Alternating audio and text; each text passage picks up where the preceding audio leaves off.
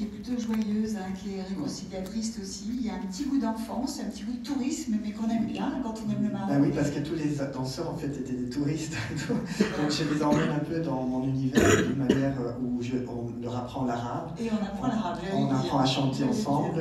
C'est quelque chose de très... Et c'était assez intéressant justement de mélanger les deux compagnies parce que j'ai quelques danseurs de Eastman, entre autres Mohamed qui vient de Tunisie, qui joue un peu le prof d'arabe pour les autres danseurs du ballet du Grand Théâtre de Genève, qui du coup en fait doivent apprendre à chanter en arabe, apprennent les formes géométriques qui sont typiques dans cette culture où justement, et donc c'est très différent de Vlaamsch où c'était beaucoup plus sur l'idée de la peinture, et là c'est vraiment les formes très géométriques, très abstraites, et de partager aussi le monde de l'enfance, parce que pour moi le Maroc c'est aussi relié à ce monde-là.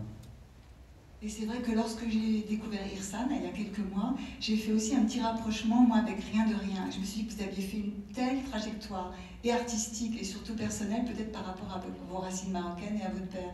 Parce que dans Rien de Rien, il y avait aussi la langue arabe, moins présente, mais tout de même très présente. Voilà, il y avait un mur de mosquée, vous étiez devant, je crois même qu'il y avait un peu des traces de sang. Il y avait surtout cette phrase qu'à chaque fois je vous demandais de traduire 10 000 fois, et qu'il y a deux possibilités.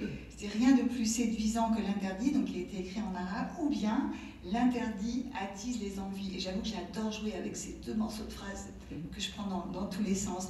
Et c'est vrai que du coup, entre ces deux spectacles, 23 ans, et toute une trajectoire quand même de conflit au début, et d'apaisement quand même vers la fin, que vous avez traversé. Oui, et parfois c'est toujours un trajet, c'est pas fini. Je pense que c'est des hauts et des bas comme chez tout le monde, mais je pense que c'est vrai qu'à cette époque-là, il y avait quelque chose où j'avais vraiment envie de provoquer, dans Rien de Rien spécifiquement, c'était un projet